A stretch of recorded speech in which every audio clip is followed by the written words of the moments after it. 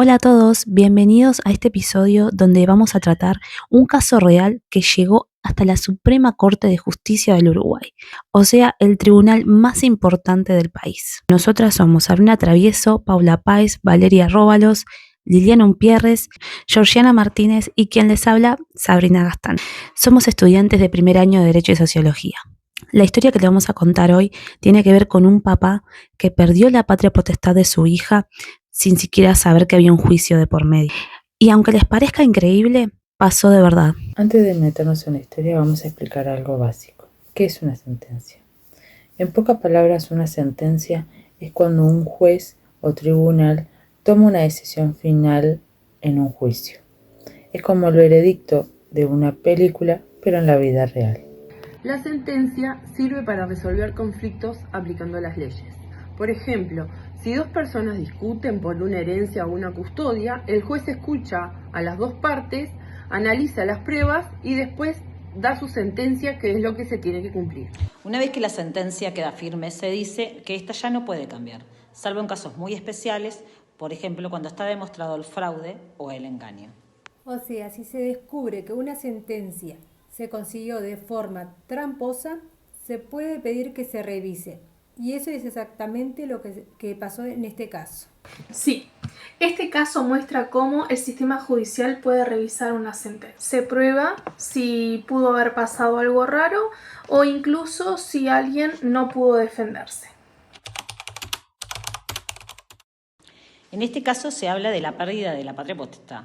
Entonces está bueno entender qué significa y qué es lo que puede pasar. La patria potestad es el conjunto de derechos y deberes que tienen los padres sobre sus hijos menores, que es la responsabilidad de cuidarlos y protegerlos, educarlos y representarlos legalmente. Pero ojo, que esos derechos no son para siempre si los padres no cumplen con sus obligaciones. Según el artículo 285 del Código Civil, si se dan alguna de estas situaciones graves, los jueces pueden quitar la patria potestad. Por ejemplo, si los padres cometen delitos graves y son condenados a prisión, si abandonan a sus hijos o no le dan los cuidados que necesitan durante mucho tiempo, si tienen conductas peligrosas o dañinas como violencia o consumo de alcohol que pongan en riesgo a los hijos, si favorecen o permiten malas conductas o corrupción de menores. Solo se puede perder por causas muy graves y siempre mediante una decisión judicial, previa comprobación de que el menor se encuentra en situación de riesgo. No es posible suspenderla de forma inmediata ni sin garantizarle a la persona afectada el derecho a defenderse. Y ahí está el punto central del caso. Al padre se le quitó la patria potestad sin siquiera haber tenido la oportunidad de defenderse, ni saber que existía un juicio de por medio. Por esa razón, la Suprema Corte de Justicia tuvo que intervenir y revisar todo, porque esa situación fue una injusticia total. El caso es una sentencia, la número 289, de abril de 2018. Todo comienza cuando una persona, a la que llamaremos MAR, se entera de que le han retirado la patria potestad de su hija sin avisarle. El padre se entera cuando va al juzgado a pedir un régimen de visitas para su hija. Imagínense lo que esto significa, ¿no? Darse cuenta de que ya no tenía ningún derecho sobre ella. Después, el padre descubrió que habían usado sus firmas falsas y que una de las abogadas que aparecía en el caso ni siquiera lo conocía. Incluso esa abogada, que es la señora MS, había actuado por las dos partes, algo que está totalmente prohibido. El problema principal era que el padre nunca se enteró del juicio, o sea, que no pudo defenderse. En derecho eso se llama indefensión. Es una violación muy grave porque todos tenemos derecho a ser escuchados antes de que nos juzguen. Además, se rompieron varios derechos importantes, como el derecho a defenderse en un juicio, el derecho a un proceso justo y transparente y el derecho a mantener vínculo familiar. ¿Qué dijeron las partes? El padre dijo que nunca había firmado nada, que no conocía a las abogadas y que había presentado una demanda para ver a su hija. Eso demuestra que él sí quería tener contacto con ella y que jamás se habría allanado o se ha rendido a perder la patria potestad. La madre, en cambio, sostuvo que las firmas eran verdaderas y que si el padre no pidió el peritaje antes, ya no podía reclamar. Pero cambió varias veces de postura. Primero dijo una cosa, después dijo otra, y al final trató de desistir del juicio, lo que pareció una maniobra para evitar las consecuencias.